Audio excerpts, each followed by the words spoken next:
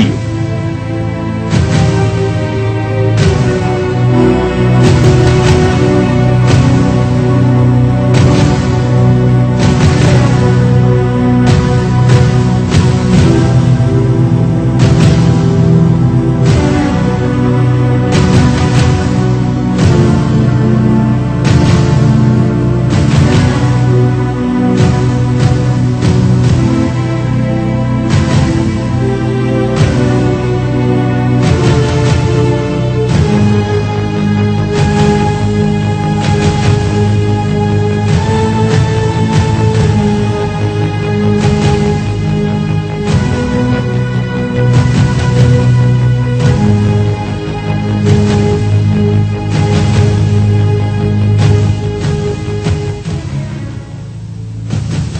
Muitas teorias tentaram descrever quando e como nosso planeta foi formado. Porém, até recentemente, havia poucas evidências de peso para lhe dar apoio. Agora, no entanto, uma nova descoberta lançou diante dos olhos do mundo um modelo revolucionário de nossas origens, forçando muitos cientistas a pensar no impensável.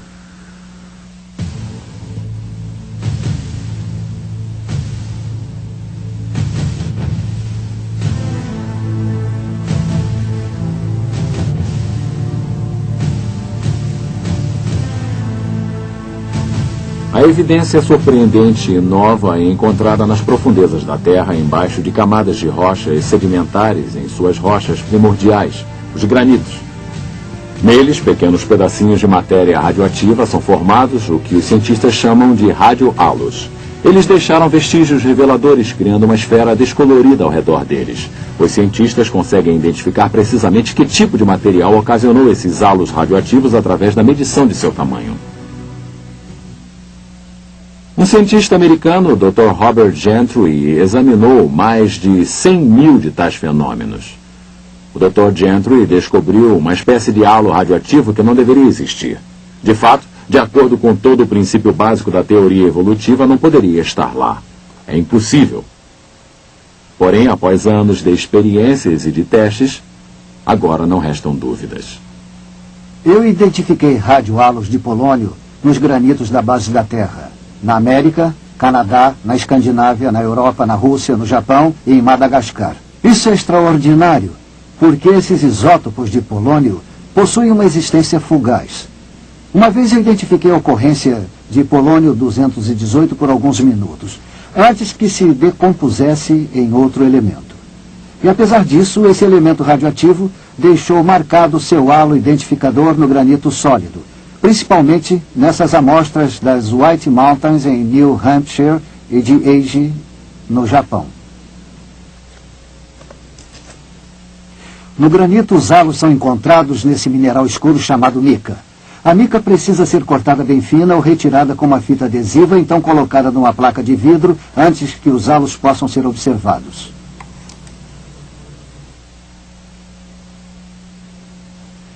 A animação nos ajuda a entender a origem do halo de 3 anéis de polônio-218, agora sendo observados através do microscópio.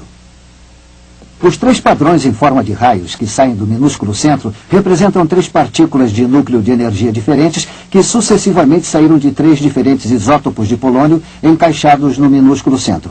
O efeito cumulativo de milhões de tais partículas libera o mineral ao redor do centro, o que produz 3 esferas concêntricas e coloridas de tamanho microscópico. No mineral, o halo é sempre tridimensional. Sob o microscópio, no entanto, ele parece plano. Pegando uma fatia fina do mineral através do centro, nós cortamos a parte superior e o fundo das esferas e podemos ver os halos com uma série de 3 anéis concêntricos sob o microscópio, conforme está ilustrado nessa sequência animada.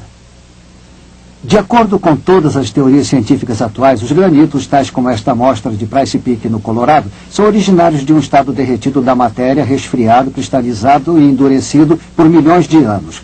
Porém, se assim fosse, a radioatividade produzida pelo polônio jamais poderia ter sido captada. Teria se decomposto muito antes que a rocha se solidificasse. Os grãos de polônio que criaram estes radiohalos estavam profundamente situados no granito. O elemento estava lá de alguma forma quando a rocha se formou, mas somente pode formar o radiohalo depois que a rocha já se solidificou. E se o polônio resiste apenas durante alguns segundos ou minutos, a implicação irá deixar estupefatos todos aqueles que estejam dispostos a ouvi-la. Os radiohalos de polônio indicam que as pedras da base da Terra, os granitos, se formaram quase que instantaneamente. De fato, há evidência de que os granitos teriam que ter se formado instantaneamente. Cientificamente, eles não podem ser explicados de outra forma. David Gentry, filho do Dr. Robert Gentry e parceiro no trabalho de seu pai acerca da criação. Podemos demonstrar o princípio dos rádios halos de polônio.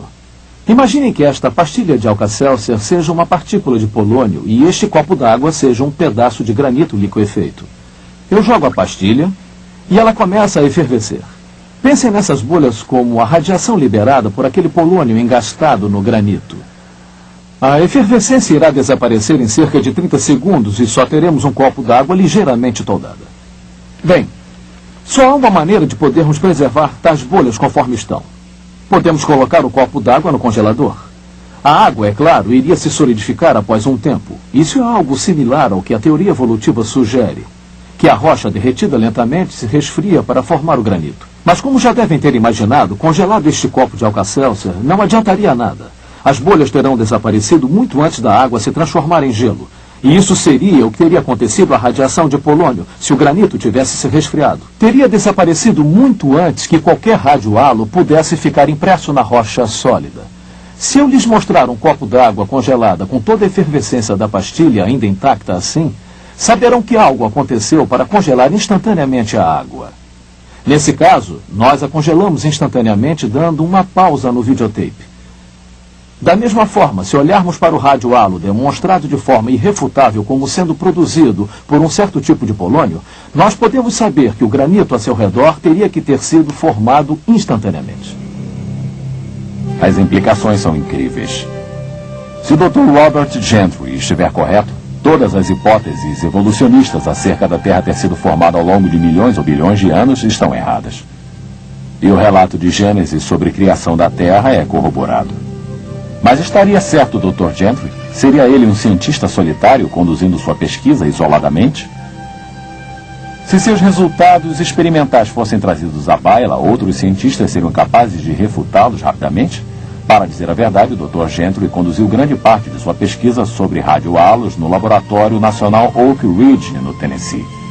Seus resultados foram publicados por muitas das principais publicações científicas do mundo: Science, Nature, Geophysical Research Letters, Earth and Planetary Science Letters, Physical Review Letters, Annual Reviews of Nuclear Science.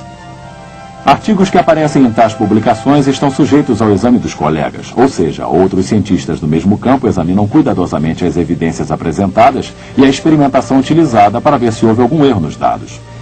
Até agora, parece que ninguém conseguiu contradizer os resultados do Dr. Gentry. Ninguém conseguiu encontrar alguma falha em sua teoria. Em dezembro de 1981, o Dr. Robert Gentry foi intimado a depor num julgamento no Arkansas, onde a Comissão de Direitos Civis da América tentava impedir o ensino da teoria criacionista nas escolas públicas daquele estado. Ele apresentou seus resultados aos radiohalos de polônio como prova de uma criação instantânea dos granitos. A comissão trouxe um geólogo dos mais renomados, Dr. Brad Derribble, para testemunhar a favor da evolução. Porém, no banco de testemunhas, nenhuma evidência científica pôde desafiar essa descoberta a favor do criacionismo. E, ao invés disso, ele foi referido como citando um pequeno mistério que não podemos explicar. Com tal conhecimento, vamos voltar para obtermos um quadro maior para colocarmos em perspectiva tal descoberta revolucionária. Em particular, como é que isso afeta a idade da Terra? Todas as tentativas para estabelecer a idade da Terra estão baseadas na decomposição da radioatividade. Como elementos como o urânio e o polônio são instáveis, seus átomos tendem a se decompor através da perda de partículas alfa. Ao longo de um período de tempo, átomos instáveis se decompõem através de uma cadeia até chegar a um outro átomo estável totalmente diferente. O urânio instável, por exemplo, poderá se tornar num tipo de chumbo. Os cientistas observaram que os elementos radioativos se decompõem na atualidade a índices incrivelmente constantes. Eles conseguem predizer precisamente se um elemento irá passar por cada um dos vários estágios existentes na cadeia de decomposição se o índice atual persistir. Os geólogos achavam que poderiam usar o índice de decomposição para precisar a era geológica, a idade das rochas. Eles estudaram rochas que continham amostras de elementos radioativos. Utilizando um equipamento científico complexo, eles examinam vestígios de urânio no granito, por exemplo, e calculam precisamente quanto de urânio se decompôs em chumbo na rocha. Então, baseados nos índices atuais de decomposição, eles se reportam à era quando aquele urânio começou a se decompor. Este, afirmam eles, seria o ponto de origem da rocha. Um pedaço de rocha de granito foi colocado nesse equipamento, que é uma microsonda medidora de íons. Ela mede a proporção de urânio até o chumbo numa determinada amostra.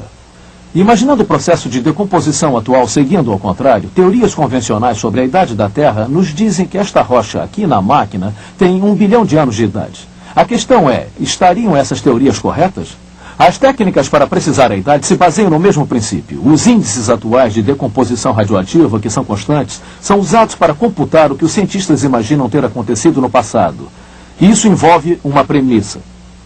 Não há nada discutível a respeito do índice de decomposição de vários elementos instáveis. Isso foi estabelecido através da observação e medidas como fatos científicos. E a proporção de urânio com relação ao chumbo em várias amostras de granito não está em questão. Porém, o que não foi alvo de observação e de medição foi o que aconteceu num passado distante. Isso até a descoberta do Dr. Gentry, como veremos. Todos os métodos convencionais de determinação da idade da Terra são baseados numa grande premissa. O que está acontecendo agora é exatamente o que aconteceu em todos os pontos desde o início dos tempos até o presente.